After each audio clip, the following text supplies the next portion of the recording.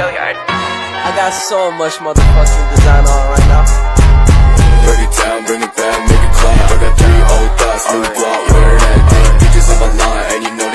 Assalamualaikum warahmatullahi wabarakatuh. Selamat pagi, salam sejahtera untuk kita semua.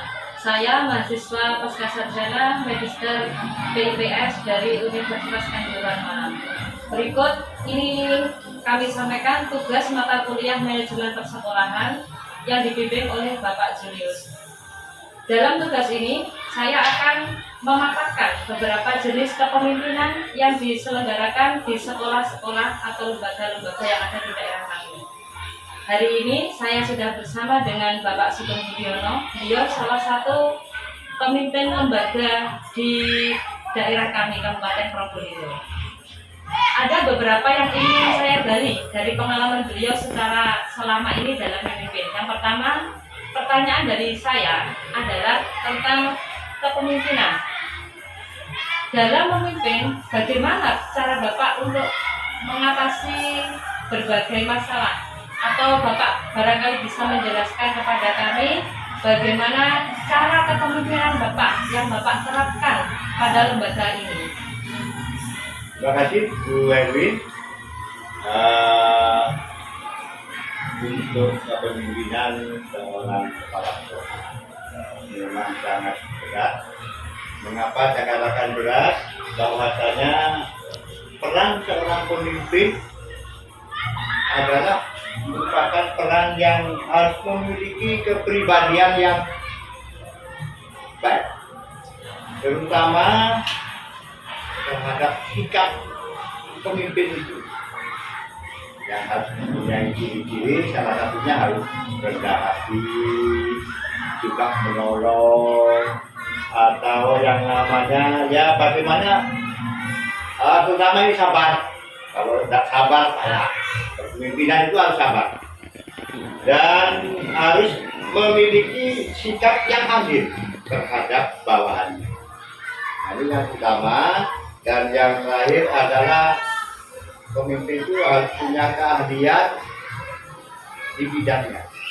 Jadi kalau seorang administrator sekolah, ya memang harus bisa memanajemen sekolah itu. Jadi ini yang utama baginya. Jadi seorang administrator sekolah, jadi harus tahu memanajemen tentang kebutuhan apa yang dibutuhkan untuk mewujudkan visi misi sekolah. Apalagi ayo tanyakan. Pertanyaan yang kedua yang ingin saya sampaikan pada Bapak. Dan selama Bapak memimpin di lembaga ini, adakah kendala yang Bapak alami, baik itu kendala ringan ataupun kendala berat yang pernah Bapak alami? Ya, mohon dijelaskan. Ya, terima kasih. Kalau kendala ini tentunya banyak. Jadi yang jelas seorang kepemimpinan itu kendala untuk mewujudkan visi misi utama di sekolah itu memang harus punya program yang utama dulu ya kendalanya. Kira-kira program dari sekolah ini bisa berjalan apa tidak? Nah, ini kita harus perlu istilahnya evaluasi dulu apa yang kita kemampuan kita yang kita miliki. Yang jelas kalau kendala yang di lapangan di lembaga kita ini adalah terutama terkait sarana prasarana. Ini yang utama.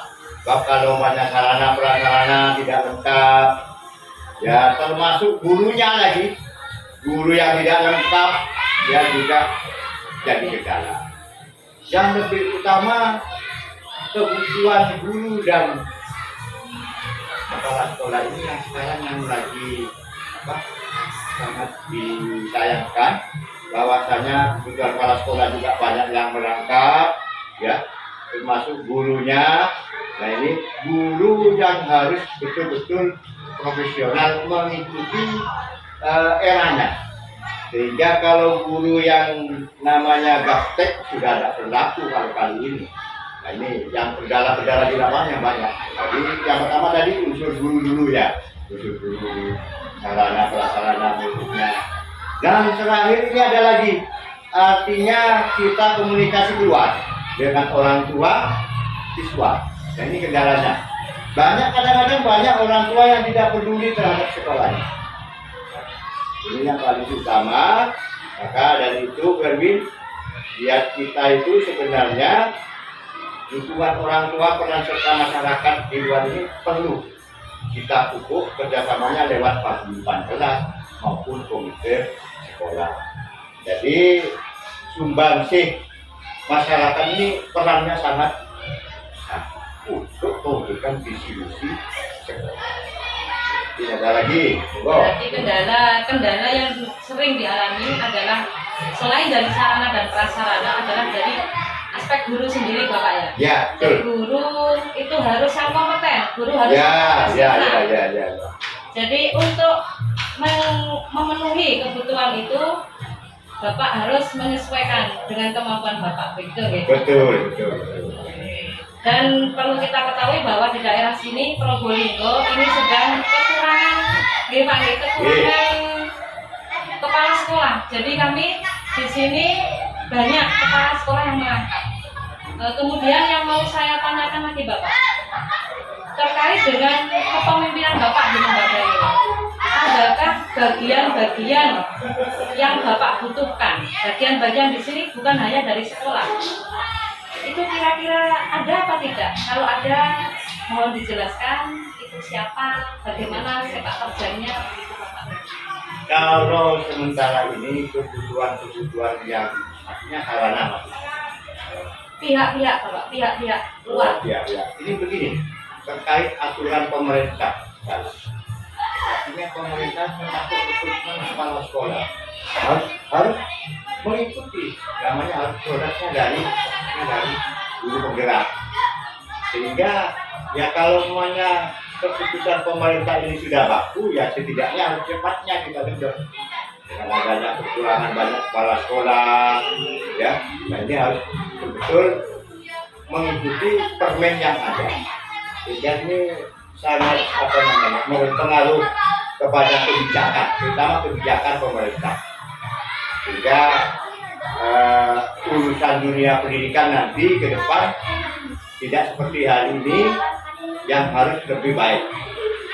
Saja Berwin, jadi yang jelas ini ada kaitannya kebijakan pemerintah. Berarti memang kepemimpinan itu tidak lepas dari kebijakan yang dibuat oleh pemerintah daerah ataupun pemerintah pusat sendiri untuk perekrutannya begitu. Iya, betul. Mungkin ada lagi yang mau disampaikan Bapak terkait wawasan kepada dunia luas tentang manajemen kepemimpinan, tentang trik-trik untuk memimpin yang baik. Begini, Bapak. kalau trik-trik itu sebenarnya satu, kuncinya guru itu dan kepala sekolah manfaatkan waktu yang ada di sekolah. Artinya begini, kadang-kadang ada guru tidak betul-betul bisa memanfaatkan waktu yang tersedia di sekolah. Kalau hanya 5 jam, ya 5 jam di sekolah manfaatkan betul. Sehingga anak-anak itu yang tidak istilahnya tidak sampai, artinya anak itu puspro masuk ke sekolah itu puspro. Jadi manfaatkan betul yang waktu yang disediakan di sekolah. Selanjutnya Bapak ada lagi? Ya, yang kedua ini adalah sifatnya memantau kemajuan peserta didik utama. Jadi kalau kita tidak memantau kemajuannya, dan tentunya harus mengevaluasi dengan yang baik bagaimana perkembangan siswa peserta didik. Ini yang utama. Jadi outputnya nanti kalau hanya lulus, ya kira-kira anak-anak ini berkompetisi di luar apa enggak. Jadi outputnya bisa kita capai. Ini yang utama. Jadi sosok kepemimpinan ini tugasnya sangat berat. Yang tentu kaitannya dengan tadi sudah saya sampaikan di awal, bahwasanya memang harus punya hati nurani yang betul-betul ikhlas, jujur, suka menolong, ya, dan sampai sendiri sudah. Terima kasih. Assalamualaikum warahmatullahi wabarakatuh. Waalaikumsalam warahmatullahi wabarakatuh. Demikianlah tadi berbagi pengalaman yang sudah kita dengarkan bersama dari Bapak Kepala Sekolah di SD kami. Jadi sesuai dengan materi yang sudah kita pelajari bersama, atau menurut teori Franklin, bahwa gaya kepemimpinan itu ada 3. Yang pertama adalah otokratis, demokratis, dan kebebasan. Dari tiga gaya kepemimpinan itu semuanya memiliki kelemahan dan kekurangan.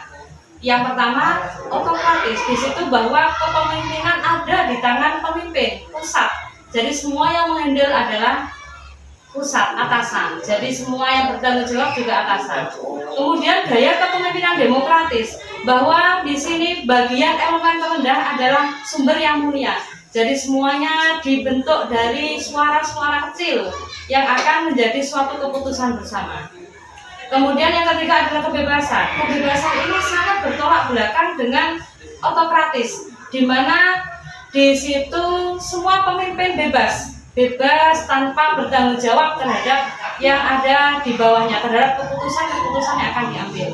Nah, dari tiga gaya kepemimpinan tersebut, sepertinya, dan ini adalah kenyataan, yang paling banyak digunakan di negara kita adalah yang demokratis. Hal itu juga diterapkan di berbagai lembaga-lembaga yang ada di Indonesia, ataupun lembaga-lembaga pendidikan yang ada di sekitar kita. Jadi, melalui mata kuliah manajemen persekolahan ini kita bisa tahu bagaimana cara memimpin yang baik. Semua dari kita pasti bisa memimpin. Semua dari kita pasti memiliki kemampuan untuk memimpin. Jadi semua berawal dari diri kita perbaiki diri kita sebelum memperbaiki orang lain. Jadi untuk menerapkan suatu kepemimpinan semua diperbaiki berawal dari diri kita sendiri. Mari kita bisa menjadi pemimpin. Terima kasih.